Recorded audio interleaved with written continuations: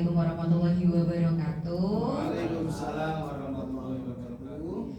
Baik Bapak Ibu sekalian, mente kita selanjutnya adalah Ibu Atika Yuliana SPD dari SMA Negeri 1 Pemalang.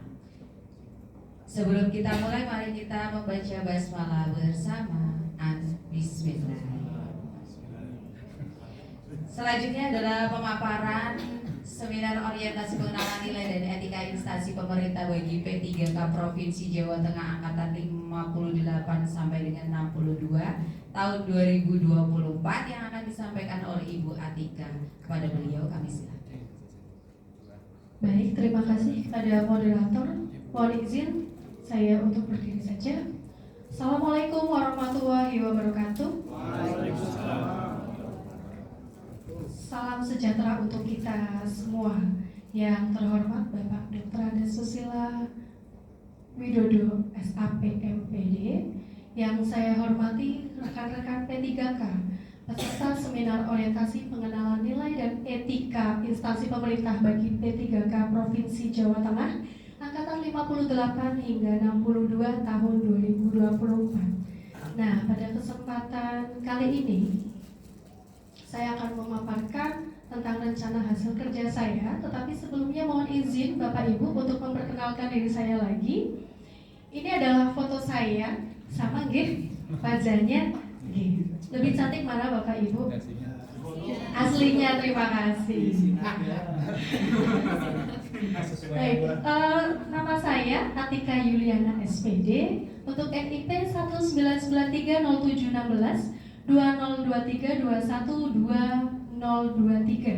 Untuk mapelnya saya mengaku bahasa Indonesia dari unit kerja SMA Negeri 1 Pemalang dengan masa kontrak 2023 sampai dengan 2028. Nah, pada kesempatan pagi ini saya akan memaparkan mengenai RHK Bapak Ibu, tetapi sebelumnya kita mengetahui dulu pengertian dari RHK itu sendiri.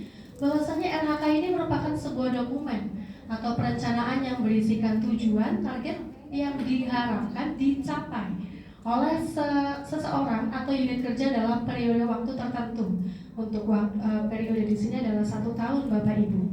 Lalu di dalam RHK-nya mencakup apa saja? Yang pertama ada rencana kegiatan, indikator kinerja serta hasil yang diharapkan dari pelaksana tugas dan tanggung jawab yang diberikan kepada pegawai tersebut. Jadi namanya saja rencana Bapak Ibu, ya rencana berarti ada nama kegiatannya apa, dan di situ kita sudah berekspektasi dengan tujuan yang kita capai itu apa saja. Nah, berikutnya ini adalah rencana hasil kerja atasan. Saya cantumkan ada 5. 1, terkelolanya kegiatan pengembangan kompetensi guru dan tenaga kependidikan. Yang kedua, ada terkelolanya pelaksanaan pembelajaran yang berfokus pada implementasi kurikulum operasional satuan pendidikan atau disingkat dengan KOSP. Yang ketiga, ada terlaksananya peningkatan kualitas praktik pembelajaran guru. Selanjutnya yang keempat, ada tersusunnya kurikulum operasional satuan pendidikan atau KOSP yang berorientasi pada peningkatan pembelajaran secara partisipatif. Dan yang terakhir 5, terkelolanya penugasan guru dan tenaga kependidikan untuk mewujudkan penyelenggaraan pembelajaran yang berkualitas.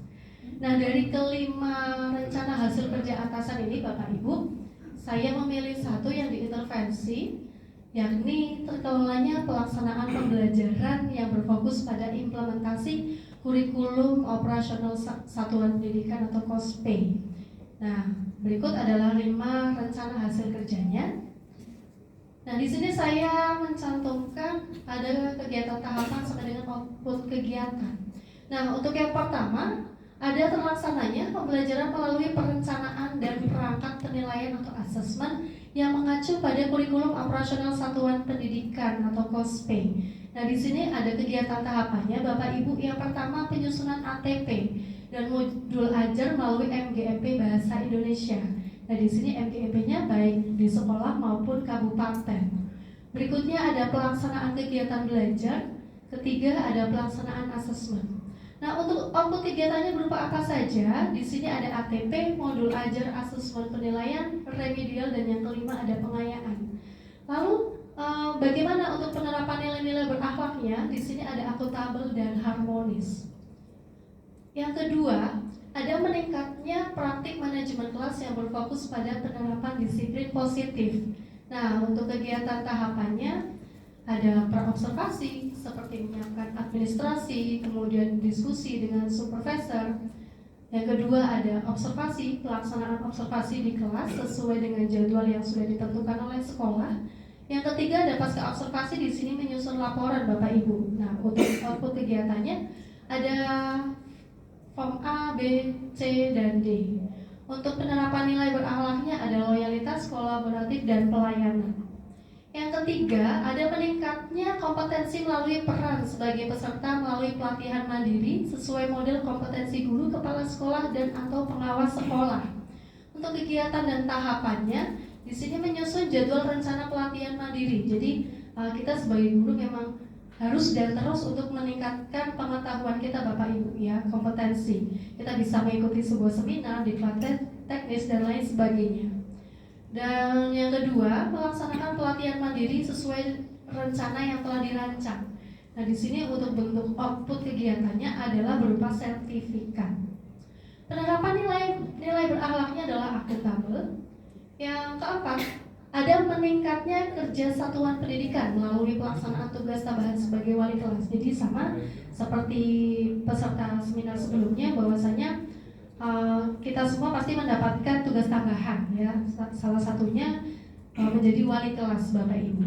Apalagi kita tergolong sebagai guru pemuda-pemudi, itu pasti dimintai oleh sekolah untuk menjadi wali kelas. Kegiatan dan tahapannya di sini menyiapkan rencana tugas sebagai wali kelas, melaksanakan tugas sebagai wali kelas, dan menyusun laporan sebagai wali kelas. Untuk output kegiatannya di sini berupa SK tugas tambahan. Lalu penerapan nilai berakhlaknya ada loyalitas, kolaboratif, inovatif, adaptif, dan harmonis. Nah, yang terakhir ada tersusunnya kurikulum operasional satuan pendidikan atau KOSP sebagai acuan dalam peningkatan pembelajaran.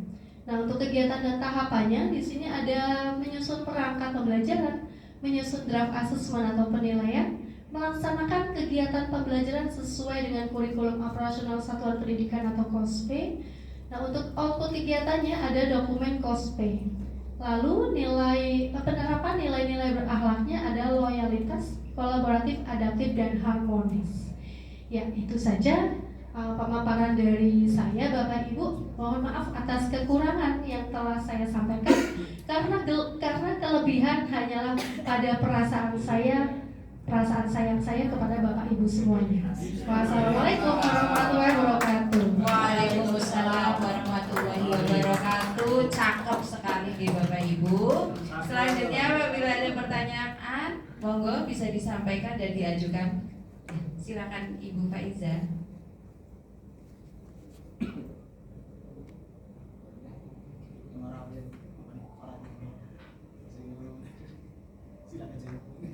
Ya, terima kasih atas kesempatan yang diberikan. Pertanyaan untuk Bu Atika, bisa tolong ditampilkan lagi pada RHK yang ketiga kalau tidak salah.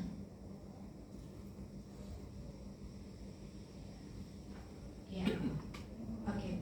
Pertanyaan untuk RHK yang ketiga ini ya, Bu Atika, bagaimana Bu Atika merencanakan tindak lanjut setelah webinar selesai untuk memastikan bahwa kompetensi yang didapatkan itu bisa diterapkan? Begitu pertanyaan dari saya. Terima kasih. Baik, pertanyaan yang sangat luar biasa dari Ibu Faiza Maulida. Ya, pas sekali Bapak Ibu pertanyaan dari beliau ini mengenai bagaimana tindak lanjut atas kegiatan kita untuk meningkatkan kompetensi. Tadi salah satunya webinar. Ya, baik Bapak Ibu, saya akan menjawab pertanyaan dari Ibu Faiza sekaligus curhat ini Bapak Ibu. Ya. Jadi kegiatan meningkatkan kompetensi yang saya ikuti yakni dari Perpusnas. Ya, dari Perpusnas berkaitan dengan kegiatan literasi Bapak Ibu. Karena saya sendiri ini alhamdulillah dipercayai oleh sekolah menjadi koordinator literasi sekolah, di mana saya harus banyak belajar, harus banyak mendapatkan informasi, ide dan lain sebagainya untuk saya bisa menerapkan di sekolah saya. Nah, tindak lanjut di sini saya membagikan informasi, saya mendapatkan informasi dulu. Nah, informasinya dari mana? Kebetulan saya sudah lama sekali itu mendaftarkan diri di Perpusnas, sehingga email saya terdaftar Bapak Ibu di sana. Saya hampir setiap minggu itu mendapatkan email masuk dari Perpusnas bahwasanya tanggal sekian ada webinar ini, tanggal sekian ada webinar ini. Lalu saya membagikan informasi tersebut kepada tim saya. Nah, kemudian pula mengikuti webinar. Tetapi tadi kami harus menyesuaikan dengan jadwal mengajar kami, karena yang utama adalah mengajar, begitu. Nah, dari hasil webinar itu kami diskusikan, kemudian kami mengadaptasi dan memodifikasi dari materi tersebut, lalu disesuaikan dengan sumber daya kami, dan selanjutnya kami terapkan Bapak Ibu. Nah, salah satunya yang sudah diterapkan di sekolah saya yaitu SMA Negeri 1 Pemalang, untuk kegiatan literasinya adalah sepekan satu buku. Nah, jadi ada kegiatan literasi sepekan satu buku. Lalu sepekan satu buku ini bukan berarti sepekan dalam maknanya sesungguhnya. Sepekan itu kan satu minggu ya Bapak Ibu. Itu bukan makna satu minggu 7 hari, tidak. Tetapi kami ambil Selasa, Rabu, dan Kamis dengan durasi 15 menit di awal. Nah, satu buku di sini saya gunakan satu kelas satu buku itu nanti dibacakan oleh anak secara bergantian. Karena jadwalnya hanya 3 hari, berarti ada 3 anak yang membacakan. Nanti selanjutnya ada semacam review atau laporan dari peserta, ya, dari anak-anak yang mendengar rekannya tadi membacakan.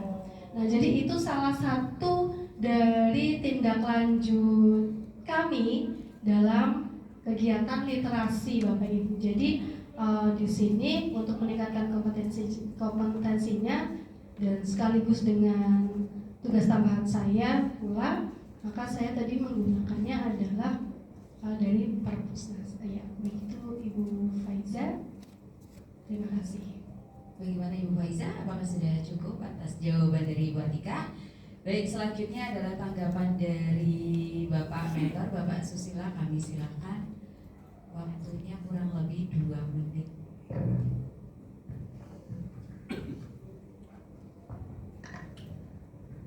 Terima kasih. Itu dari Bu Atika Juliana SPD dari SMA Negeri 1 Pemalang.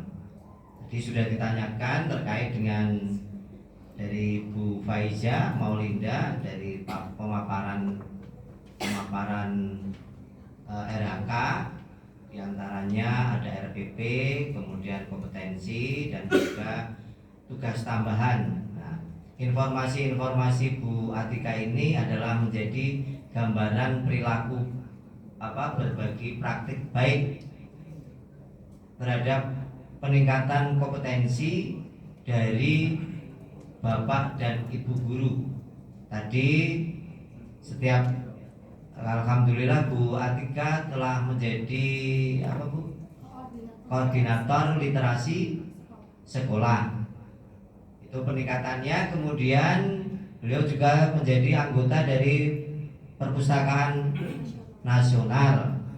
Nah, ini juga kami berharap semua Bapak dan Ibu, ya, kita tidak usah dalam artian peningkatan kompetensi. Sekarang banyak penawaran dari diklat ya, 20 jam sekian ya, dengan ya kontribusinya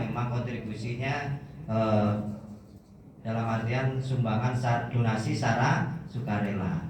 Bapak dan Ibu, pelatihannya itu cukup di PMM Bapak dan Ibu, ya. di sana. Monggo belajar bersama-sama dan kebutuhan untuk SKP di PMM terutama dokumen ya diambil dari sana.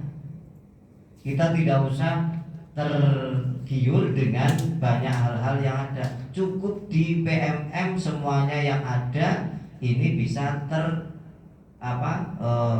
kita pelajari menjadi referensi kita bersama-sama dalam upaya peningkatan kompetensi dari Bapak dan Ibu. Jadi kita bersama-sama Bapak dan Ibu mengajar peningkatan kualitas pembelajaran. Kemudian kita lihat juga di rapot-rapot pendidikan. Alhamdulillah kalau di SMA 1 cukup bagus. Ya, saya kira itu untuk RHK-nya ini di Bredel. Mudah-mudahan penegasan dan jawaban dari pertanyaan Bu Faiza sudah terjawab oleh Bu Atika. Saya kira itu, terima kasih. Wabillahi taufiq wal hidayah. Wassalamualaikum warahmatullahi wabarakatuh. Terima kasih atas tanggapan dan masukannya Bapak Susila. Sesi presentasi untuk Ibu Atika sudah selesai. Baik Bapak Ibu, terima kasih. Mari kita bersama membaca hamdalah. Alhamdulillah. Saya akhiri untuk sesi kali ini. Wassalamualaikum warahmatullahi wabarakatuh. Waalaikumsalam.